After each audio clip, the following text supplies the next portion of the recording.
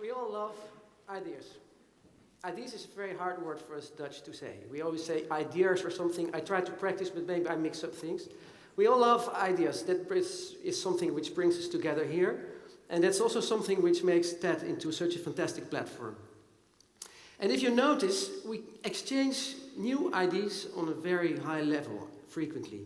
So if you count them, every day at least 10 fresh ideas come to you.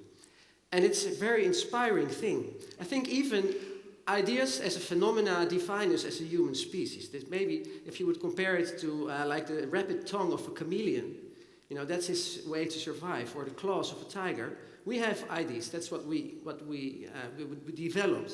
So I first thought, well, let's just start this talk with some examples of things which I happened to run into this week. Because there were so many things that I thought I'm going to run out of time if I would do that. So I just skipped them all. But I just invite you just for one day, maybe tomorrow, next week, just count how many new ideas you get in one day. There is something very special about ideas. I think what I want to share today is this phenomena of the moment when you get an idea. That's something really special. And some people think, you know, this is sort of a mystical thing. It's something, you know, it comes to you from some kind of place or whatever. But you can also say it's pure psychological. You get a lot of input in your brain, and what comes out? An idea. Well, there are several sorts of ideas, of course, and there is one category of ideas which don't change the world, and the other is actually the ideas which did change the world. You can see here two examples. The first is my son with a friend. They were looking for swords to play with on the street. And instead they found a piece of furniture and they flipped it on the back and it became a rowing boat instantly. And the sticks they had, they were the oars and they started rowing. And there something happens. And there I would like to introduce the term serendipity, which I think is most of you heard of. But it's a bit devaluated in English language. Maybe people think it's just coincidence. No. Serendipity is when you try to find something, you want to invent something or come with an idea, and you find something completely different, which is much stronger, much more interesting. A very nice idea, which occurred to, I think we just found out that this is not like a remote control for a device, but for some person there gets a sign that I pressed on this button, and then he pressed on the next button of the computer. So, there we go. That's why it's a bit slow. The idea I want to talk about is by Edward Muybridge, or Maybridge. He changed his name himself several times during his career. That is a British photographer, and he got a commission from an American governor to prove that horses actually come off the ground when they're running. And at the end of the 19th century, nobody really knew. So what he did, he invented a high-speed camera, a camera which could take a very short time a picture.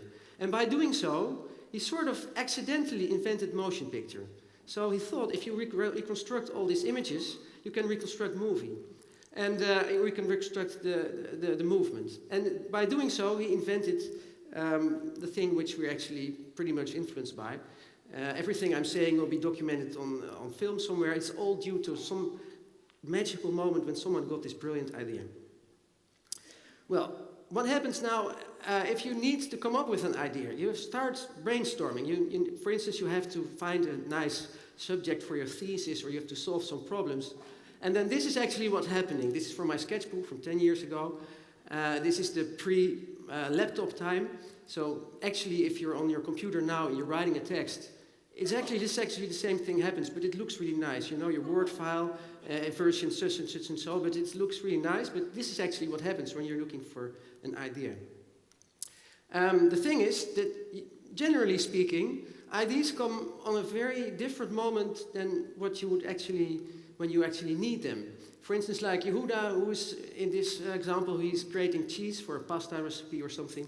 And then, when doing so, he gets this idea for something he wants to talk about in a lecture.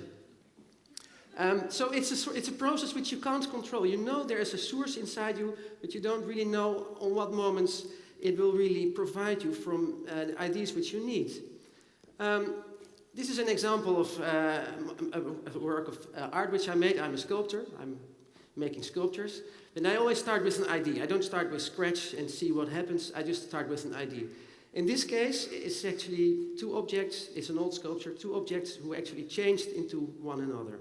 And I very clearly remember the moment when I got this idea. I was in my girlfriend's sleeping room. She's my wife now. And there were two objects standing on top of each other. And I thought, what would happen if you would just change the particles and keep the shape? And then I got an idea for this sculpture, which is the piece which I just showed. So two objects just change into one another. And this was actually the beginning of a whole series of works, and I'm still doing things like that today. This is when I found two chairs, two exactly similar chairs, and I thought it would be nice to transform one into some figure sitting on top of it. So I thought I also want to make a chameleon sometime in my career. And when I was working on it, only then I realized that the chameleon in itself is actually a metaphor for changing and adapting to its situation.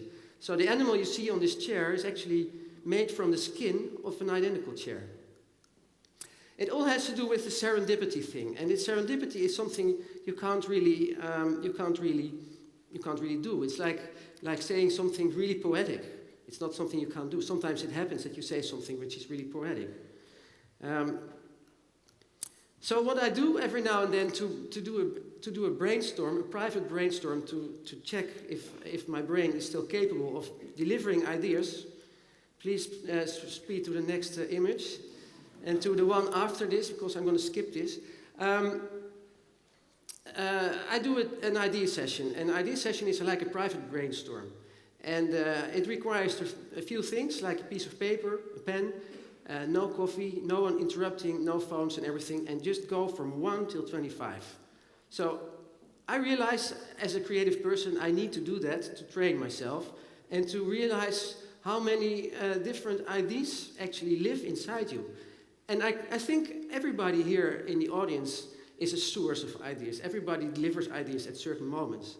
And maybe, well, to give a few examples, I did this session specifically for today. For instance, I noticed there are a lot of slogans which are made of 3 words, like text-to-speech, or print on demand, or land for peace.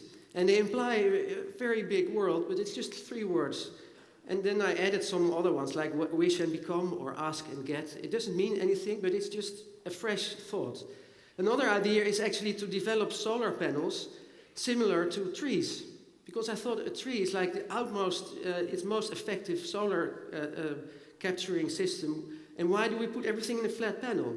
And when I shared this idea with someone who was into the business, he says, well, this is actually something we're working on. And it's not, it's something just which pops up. And I guess many of you have ideas which you think, well, it's not my business, so just flush away and go to the next serious thing, which you think you can use. For instance, in my case, the 3-word logo, the slogan is not really effective. The other one about solar panels is not effective, but this thought would be nice to make a sculpture spinning around a very high skyscraper. Instead of some light inside the building, I thought it would be nice to have something, around the building. So what I do another brainstorm, around this idea. So I make 25 new ideas in which there are some technical solutions, some solutions about how to finance everything. What usually happens is maybe the 3rd idea is already very attractive, and then you would stop thinking. But then there's the difference if you go on and on and on. It's like a marathon. So the first 10 ideas is not such a problem. The second 10 is really hard work, and the last 5 is really hell. So a lot of bullshit comes out. But I would like to invite you all, since you are really all future leaders, brilliant minds, just once in your lifetime, just try this and dedicate yourself to write down 25 fresh ideas. If we would do that, this week, we will have like 40,000 new ideas, and I'm really sure there must be some of them which will be really much bigger than you ever thought you would actually deliver. So there's a Facebook page called 25 Ideas. So if any of you try this once, I just like to invite everybody. It's a sort of experiment. I also want to see if it works for people who are not like me in a very creative business. But I'm really sure everybody is a source. And as we see today with all the speakers and the people who are sharing their ideas, first of all, you have to get them. And there's a recipe, and you can train it by doing these 25 ideas. And I would like to end with a quote by Jared Diamond, who beautifully stated, he actually turned a paradigm upside down. The paradigm is necessity is the mother of invention. But he flips it and he says, no, it's not true. Invention is the mother of necessity. So first, just brainstorm, just let things pour out. Don't think if it's usable for your studies, for your career, just try it. Thank you.